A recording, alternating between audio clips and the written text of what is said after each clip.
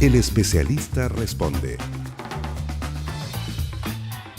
¿Cómo están ustedes? Muy bienvenidos. Comenzamos El Especialista Responde, este programa que hacemos junto a ustedes. Así que desde ya los invito a que nos puedan escribir. Estamos con el hashtag El Especialista Responde. Ahí quien nos acompaña el día de hoy va a poder contestar a sus dudas, a sus consultas. Vamos a hablar de algo que a estas alturas yo creo que es universal. El agotamiento mental y también físico, ¿eh? Ha tenido un aumento a nivel mundial a causa de la pandemia, sumando además una gran demanda de consultas psicológicas. Este fenómeno que ha sido llamado, conceptualizado por la Organización Mundial de la Salud como fatiga pandémica, consiste en cansancio provocado por el confinamiento, el constante estado de hipervigilancia, también las consecuencias del coronavirus en la salud mental. Vamos a profundizar en esta situación. Hoy nos acompaña el doctor Pablo Toro, él es psiquiatra de la Red de Salud UC Christus, académico también de la Universidad Católica. Muchísimas gracias, doctor, por estar con nosotros y bienvenido. Un gusto, muchas gracias por la invitación, muchas gracias por dejar hacer educación en salud y hablar de este tema tabú que es la salud mental. La salud mental que ya venía fuertemente afectada en nuestro país, ya teníamos antecedentes, índices que eran súper preocupantes y a eso le tenemos que sumar estos últimos 10 meses que han sido de mucho agobio. ¿Habrá alguien a estas alturas que no se siente de alguna manera afectado, cansado, agobiado? Usted lo ve en el día a día, me imagino. Lo vemos en el día a día y pienso que lo que tú dices es esencialmente el punto a tocar acá, que ahora por primera vez mucha gente está conociendo su umbral de tolerancia, su umbral de fatigabilidad, donde empieza a desarrollar síntomas, donde deja de sentirse bien. Y esto, como nuestras enfermedades son tabú, están muy estigmatizadas, hay mucha gente que no cree en esto, en la salud mental, gente que denosta a nuestros pacientes, los trata como débiles, como que no son fortachones, que no aguantan las cosas que deberían aguantar. Pero ahora, por primera vez, mucha gente que había vivido su vida sin sentir el umbral, sin exponerse a esto, sin vivenciarlo, ahora por primera vez siente que ya no puede más, siente que sus mecanismos de compensación están haciendo agua. Entonces hace síntomas y como nuestros síntomas interfieren muchísimo en la capacidad del individuo de funcionar, hace más síntomas porque hizo síntomas. Me hace harto sentido, doctor, lo que usted dice, porque en general es una sociedad que permite poco el espacio a la pena, al cansancio, al sentirse fatigado, ni siquiera cuando se muere alguien, es como ya 5 días de luto y a trabajar de nuevo, y si se empieza a aumentar, la gente empieza, pero ¿cómo va a ser tanto? ¿Cómo vas a tener tanta pena? Y por primera vez a lo mejor estamos viviendo ese mismo estado de manera más colectiva. Ahí puede haber una ventaja, ¿no? De sentirse por lo menos con más espacio, de asumir que a uno le afectan ciertas cosas, que uno no es un superhéroe, una superheroína, que no andamos con capa y que esto ha sido muy fuerte, que ha significado cambiar nuestra vida cotidiana y que muchos hemos sentido miedo también. Yo espero que sea así, y por eso agradezco también este espacio, porque nos permite a nosotros desestigmatizar, hablar de salud mental, hablar de los síntomas, explicarle a la gente que nuestra pega no es muy distinta a la del traumatólogo que se preocupa de cuando la rodilla se fatiga y deja de funcionar bien. Bueno, ahora la OMS está hablando de fatiga de salud mental. No es muy distinto, todos tenemos nuestro punto, nuestro umbral donde los materiales se fatigan y empezamos a funcionar mal. ¿Qué es la fatiga? Porque hay distintas cosas que te pueden pasar a nivel emocional, mental, en esa área de la salud mental, ¿no? Pero en este caso, fatiga, ¿cómo se conceptualiza? ¿Es parecido a una depresión? ¿Distinto? ¿Qué síntomas tiene? ¿Cuándo me puedo dar cuenta de que ya no es como un miedo racional? Hay un virus, tengo que estar alerta, me tengo que autocuidar. ¿Cuándo ya me está afectando?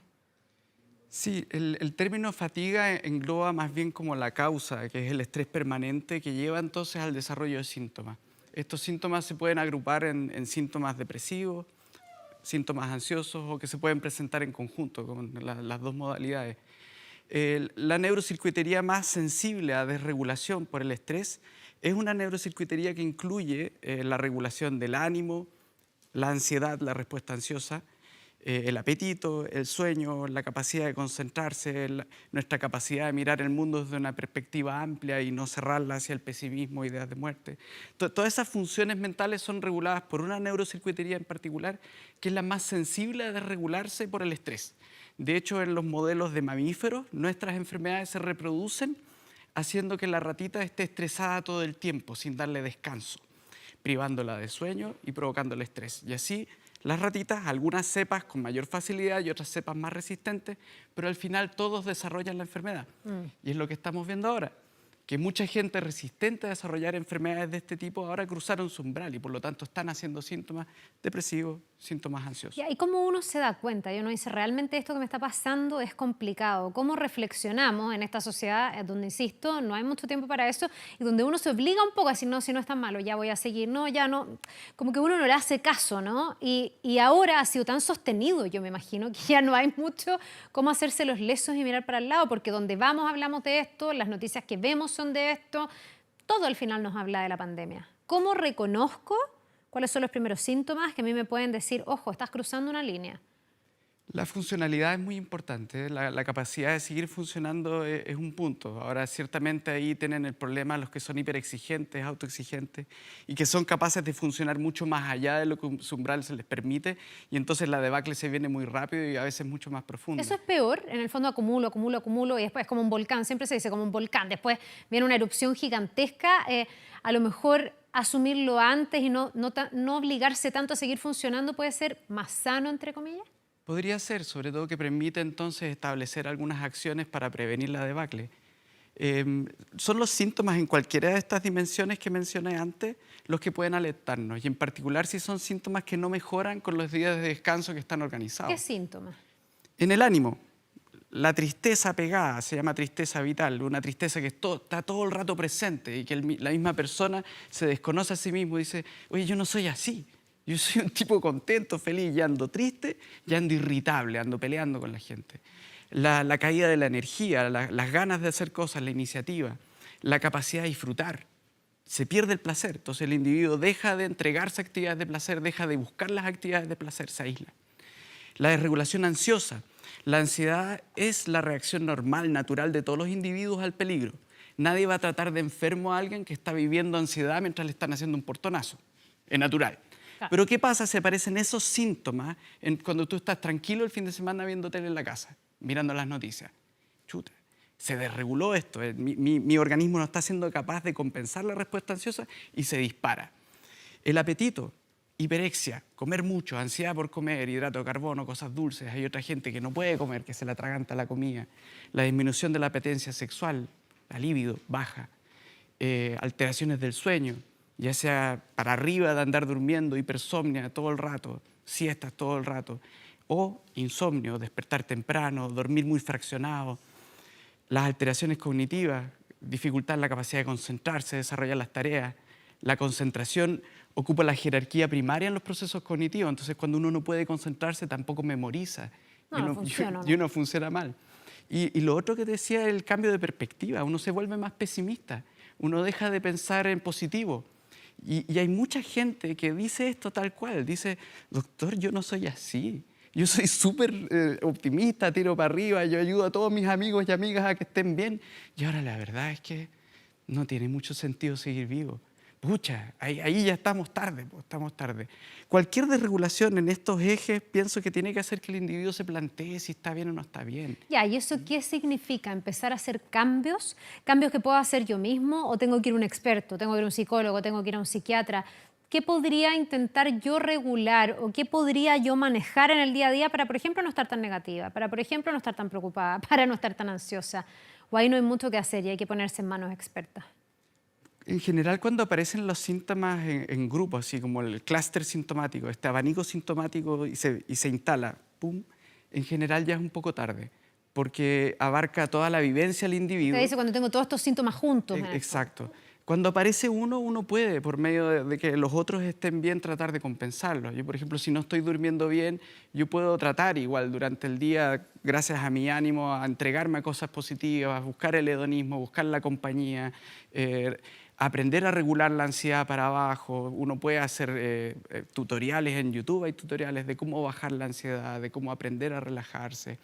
El deporte, la actividad física, aeróbica en particular, todas las técnicas de reducción del estrés basadas en el mindfulness, en técnicas meditativas que fueron occidentalizadas y manualizadas, funcionan súper bien en individuos que todavía están con capacidad para poder adaptarse. ¿Y la desconexión es aquí una recomendación? Porque también yo le decía, cuesta como escapar de las noticias, de la conversación, de la sobremesa, donde el gran tema es la pandemia. Oye, ¿vendrá la vacuna o no vendrá? ¿Te vacunaría o no te vacunaría? ¿Vamos a estar peor o no? ¿Se viene la cuarentena? Hoy día estuvimos hasta la mañana todo el mundo asustado porque se venía la cuarentena. Es como un estado de tensión como permanente. Absoluto. Y fíjate que en las líneas iniciales que recomendaban las organizaciones de salud mental al comienzo de esto, estamos hablando de enero, febrero en Europa, decían ya que era importante tratar de establecer límites en relación a la exposición a las noticias ansiogénicas. Hay que tratar de cuidarse con eso, ya lo decían entonces. Entonces ahora la desconexión sirve, claro que sí sirve, y sobre todo si es que este es el gatillante. Pero cuidado, porque la verdad es que ahora identificar un gatillante único para esta situación ya no es posible. Ya está todo muy mezclado. Claro, ya ha pasado mucha agua Exacto. bajo el puente. Doctor, tenemos algunas preguntas también de nuestra audiencia, a ver si las podemos ir contestando y sumando además estas reflexiones o estas dudas a nuestra conversación. Ahí nos preguntan, ¿cómo puedo detener la ansiedad y frenar el progreso de mi depresión estando encerrada? Es muy difícil. Yo pienso que lo principal aquí es reconocer la dificultad de esto, ser capaz de comunicar, porque cuando uno comunica o comunica en grupo y el grupo es capaz de comunicar, entonces ya se establece un primer paso hacia la aceptación. Sacar hacia la esa mejora. emoción al menos. Es lo de uno. primero, es lo primero. Pero mira qué difícil. O sea, habemos muchos que vivimos privilegiadamente en espacios grandes, incluso con patios, pero la mayoría de los chilenos no vive así. Eso le quería preguntar a raíz de esa misma pregunta y a raíz de las discusiones que tenemos hoy día sobre algunas medidas sanitarias que se podrían ir endureciendo. ¿Cuánto puede recrudecer esta fatiga pandémica, incluso un cuadro depresivo al estar encerrados? Porque aquí las cuarentenas hay que mirarlas como un mecanismo que tiene algunos efectos positivos, que pudiera tener algunos resultados, pero que también tiene una serie de consecuencias, ¿o no? Y me imagino que las condiciones ambientales que uno tiene también influyen. No es lo mismo estar en una casa súper cómoda, con piscina, con patio, áreas verdes, que estar en un departamento chiquitito, sobre todo ahora en verano, muertos de calor. Absolutamente, absolutamente. Es muy diferente. Y ciertamente las cosas que podemos echarle mano para estar mejor son entonces muy limitadas. Imagínate que había mucha gente que compensaba su salud mental, el estrés del trabajo, haciendo mucho deporte, yendo a yoga, encontrándose con sus amigos cuando podía, cargando la balanza hacia el hedonismo, cuando por el otro lado estaban todos los estresantes. Y justamente el confinamiento nos quita esta parte. Entonces, la debacle en salud mental que se ha venido instalando en los últimos meses, y tal como tú decías, venía en Chile desde antes. Sí. De hecho, uno puede ver la debacle en salud mental como uno de los grandes gatillantes del estallido social también. Bueno, ahí uno puede ver entonces que esa brecha termina significando para algunos como una doble victimización, si uno quisiera llamarlo, una doble tortura, perdón que lo diga en esos términos, digamos, pero ya hay una carga muy grande cuando a lo mejor tu situación es más vulnerable, cuando la plata no te alcanza para fin de mes, cuando no vives en un buen espacio y que además te restrinjan esos pocos mecanismos que tienes como de a lo mejor escapar mentalmente un rato, ¿no? Exacto. Desde ese punto de vista, la idea de las autoridades de autorizar salir de vacaciones tiene mucho sentido. ¿Ya? ¿Usted cree que es correcto? Desde esa perspectiva tiene mucho sentido. Claro, porque la ecuación la tiene pregunta muchos más está, factores. claro, desde el punto de vista sanitario, si los chilenos vamos a ser capaces de desarrollar esto bien. Apáguelo nomás, no importa. No Perdón. sonó el celular. ¿A quién no le ha pasado? Ya, entonces usted me dice, bueno, desde el punto de vista de la salud mental puede ser un aporte y un escape. Yo he escuchado a mucha gente que me dice, necesito ver el mar, necesito cambiar de aire. No me importa ir a encerrarme a otro lado, siempre y cuando sea en otro espacio, porque ya llevo 10 meses aquí y me siento demasiado encerrado. Esto tiene sentido, entonces. Tiene sentido. ¿Y tiene sentido no poner cuarentena o cuestionarse mucho más la cuarentena que lo que se hizo en su momento? ¿El costo de la cuarentena es demasiado alto? Yo pienso que es difícil responder a esa pregunta porque las realidades son muy distintas.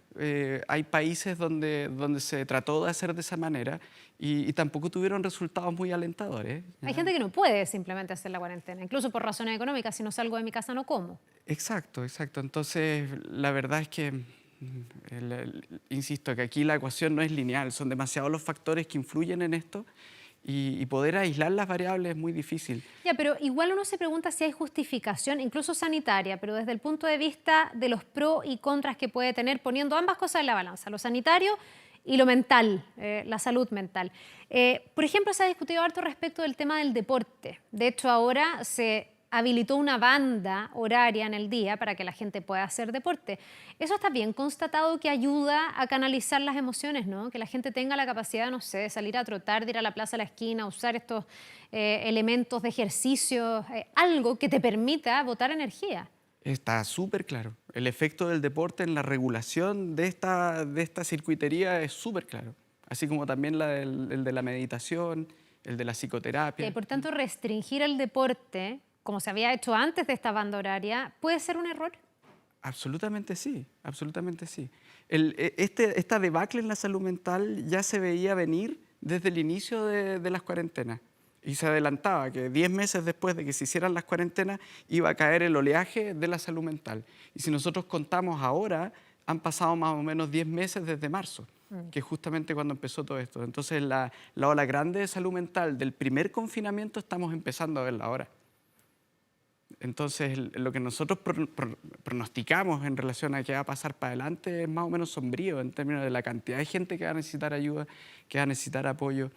Y ahí el reconocer los síntomas, el hacerse cargo de que esto es parte de esto y que también tiene futuro y que puede salir bien, tratar de estar optimista, hacer las cosas que están al alcance de uno para poder mejorarse, para poder regular los síntomas, identificarlos temprano y poner en el balancín de esta desregulación todas las cosas que yo dejé de hacer y que me hacen bien, como para poder recuperarlas apenas las condiciones sanitarias lo permitan, es vital. Sí. Ya, doctor, nos vamos a ir a una pausa. Le vamos a recordar a la gente que nos puede seguir mandando las preguntas. A la vuelta le voy a pedir como tips, recomendaciones. Gente que nos esté viendo, que esté un poco agobiada, que se sienta fatigada en medio de esta fatiga pandémica. ¿Qué puede hacer dentro de su casa, dentro de su entorno para sentirse un poco mejor al menos? ¿Ya? Ya estamos de regreso, seguimos conversando con el doctor Pablo Toro, psiquiatra de la Red Salud UC Christus, académico también de la Universidad Católica, y tenemos preguntas de ustedes que queremos también poner aquí sobre la mesa para seguir con nuestra conversación. Mire, doctor, nos dice Laura Albornoz, si me siento estresada en mi casa, entre las clases online y el teletrabajo, ¿qué actividades son recomendables para relajarme? He estado aprendiendo a cocinar. Fantástico. Yo pienso que primero cualquier cosa que uno le haga, le obligue a tener el foco de la mirada un par de metros más allá, ya va a ayudar mucho. Y tratar de poner la cabeza en otro estado mental que el de estar focalizado en algo. Yo pienso que ahí hay dos cosas que tienen la mayor evidencia en términos de ser intervenciones específicas para disminuir el estrés, que es la actividad física y las técnicas de relajación, las técnicas meditativas. Y yo los invito a que busquen en los canales de YouTube aquellos canales que te enseñan a relajarte, que te enseñan las técnicas del mindfulness, que busquen, porque en Chile hay al menos 3 o 4 grupos muy buenos que te entrenan en mindfulness y que estas son intervenciones que andan mucho mejor que el placebo. Ahora, claro, si no está eso, yo siempre voy a recomendar tratar de estructurar el día de manera de tener momentos distintos, ¿ya? De que el día no sea todo el día igual y tratar también de generar días distintos, si no esta cosa se convierte como en el día de la marmota. El día de la marmota. Pasó durante las cuarentenas estrictas, que de repente no sabía qué día era. Pero claro que sí, pues. Entonces tratar de estructurar esto. Los que viven solos, que traten de hacerlo con sus amigos online, de establecer horarios, de conversarlo juntos, de establecer una estructura distinta. Los que viven en la casa, la invitación a conversar de esto, a conversar de los síntomas, a conversar de qué cosas son las que nos angustian, abrir el tema y además también establecer horarios de rutina, diarios y también semanales, para tratar de hacer de esto algo distinto al día de la marmota, porque eso hace mal. Oh, claro, eso es para volverse loco. Vamos a ver otra pregunta, doctor. Están interactuando ustedes con nosotros con el hashtag El Especialista Responde. Basuk dice, ¿cómo concentrarse cuando solo hay problemas familiares en casa? Esto también es complejo, porque hablábamos de los factores ambientales y vemos que en el encierro hay familias que a lo mejor se llevan mejor, lo toleran mejor, hay otras que están en un conflicto permanente, porque entre las clases de los niños, el teletrabajo, ¿cómo logra entonces una persona seguir funcionando? Es re fácil dar recomendaciones desde este lugar, y yo ofrezco disculpas a todas las personas que les puedan parecer las recomendaciones que yo doy como dadas desde un lugar de cierta comunidad y no desde alguien que está sufriendo. Porque es cierto, lo que dice Bazooka aquí es terrible. Lo primero es como tratar de reconocer que es muy difícil estar bien si es que hay problemas familiares importantes en la casa.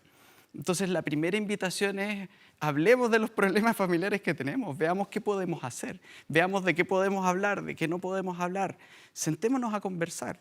Y si incluso eso no es posible, sentarnos a conversar, invitemos a un tercero que no forme parte de la familia para que nos ayude a tratar de conversar. Especialistas en esto, obviamente, son los terapeutas de familia. Pero si nosotros tenemos a alguien de confianza que nos puede acompañar en la conversación, eso ya va a cambiar la dinámica familiar. Digo aquí el ejemplo de Bazuk. Claro. Si tienen algún conocido, algún primo, alguien que los quiera, a todos los de la familia, súmenlo en la conversación para que puedan conversar del problema. El hacerse los locos con el problema, el hacer que como que no existe, en general tiende a perpetuarlo, a profundizarlo. Y es cierto, porque difícil es concentrarse si tenemos un tremendo elefante metido en la pieza, sí, y queremos mirar a través del elefante. Absolutamente. Vamos con otra pregunta. Ustedes nos están enviando sus dudas con el hashtag El Especialista Responde. María Alejandra dice, ¿cómo enfrentar la ansiedad durante el encierro? Me repito un poco con lo que he dicho. Ahora, muchos pacientes se refieren a ansiedad a veces no solo como la respuesta ansiosa en relación a estar nervioso, hiperalerta, sentir peligro, que algo va a pasar, sino que se refieren al aumento de las apetencias durante... ¿Qué nos pasó a todos? Claro que Todos sí, subimos de peso. claro que sí. Yo pienso que ahí lo más importante es tratar de poner el freno antes, de tratar de no comprar cosas que uno pudiera entonces devorar durante estas crisis de ansiedad, sino de tratar de entonces tener el refrigerador lo más limpio posible para evitar las escaladas que esto produce. Pero insisto que también es re fácil hacer esa recomendación desde este lugar. De la parte ansiosa, esto es ansiedad como la definimos nosotros, como la respuesta al estrés, la respuesta al peligro que puede estar aumentada o desregulada. Ahí sí, insisto, las técnicas meditativas, métanse en los canales de YouTube, lean ahí, busquen la gente que le ha hecho bien esto. El deporte, la actividad física, hay también muchos tutoriales cómo hacerlo en casa, ¿ya? Esas dos cosas. Bueno, y esto de cocinar y todo lo que todo el mundo empezó a hacer también creo que ha ayudado a algo, ¿no? Claro que sí. Reencontrarse con los hobbies, no sé, al que le gusta cantar, cantar, al que le gusta bailar, bailar, por último, no sé, hacer el aseo con la música fuerte, ¿no? Buscar como pequeños espacios de placer, como decía usted, que a lo mejor eso no quede tan de lado. Placer y cambiar el estado mental. Es muy importante entre los momentos en que uno está concentrado o fijando la atención, ese es un estado cerebral, el de atención, tener espacios en que uno no esté pensando en nada en particular. Eso se daba mucho antes, pero fíjense que ahora nosotros pasamos desde la atención completa hacia una tarea en el computador a la atención completa en las redes sociales o en el WhatsApp. Pocas veces tenemos el cerebro en este estado de descanso, con la red de reposo activa, que es este estado mental en que uno dice hoy, cómo estoy, cómo siento mi cuerpo. Ese estado mental es el que relaja. Y estamos poco en eso, porque estamos siempre conectados en algo. Doctor, lo quiero invitar a usted, a todos quienes están con nosotros también, a que puedan entrar a 24horas.cl, porque ahí vamos a poder conocer más sobre esta fatiga pandémica. Tenemos un informe bien completo que tiene datos que revelan cuál es la situación de la salud mental en nuestro país tras varios meses de confinamiento. Además hay recomendaciones para enfrentar este cansancio. Todo lo pueden ver, está muy completo con estadísticas también en 24horas.cl. La última pregunta, porque ya tenemos que despedir. La automedicación aquí puede ser un gran enemigo, ¿no? Hay mucha gente que empezó como a tratar de doparse frente a esta inquietud o incomodidad con la que se está viviendo. Horror, horror. Y aquí automedicación quiero incluir al alcohol también, ¿ya? Sí. El consumo de alcohol durante la pandemia se disparó, ¿ya? Y el alcohol es el medicamento de más fácil acceso que tenemos, con un tremendo efecto ansiolítico, pero también con muchos efectos colaterales. Entre ellos, los cambios en la capacidad de concentrarse, la memoria, el estado de ánimo se viene para abajo si uno empieza a beber alcohol con mucha frecuencia. Y toda la debacle social que significa después el cargar con una adicción una vez que uno pierde el control y la capacidad de establecer cuánto tomar y cómo hacerlo. El mismo problema en Chile con las benzodiazepinas, todos los remedios alprazolam, diazepam, clonazepam, clonazepam, etc. Los remedios inductores del sueño, los relajantes musculares. Cuidado, mucho cuidado. Ya, hacer todo lo que hablamos antes, porque esa no es la solución definitivamente. Doctor Pablo Toro, le queremos agradecer por haber venido y habernos acompañado para hablar de este tema tan relevante. Ojalá que se aborde además de mejor manera desde la política pública. Tratamos de aportar en ese sentido. Que le vaya muy bien. Muchas gracias. Que tenga una buena tarde. Nos vemos. Y a ustedes, muchísimas gracias también por habernos acompañado. Nos reencontramos en el próximo El Especialista Responde. Que estén muy bien.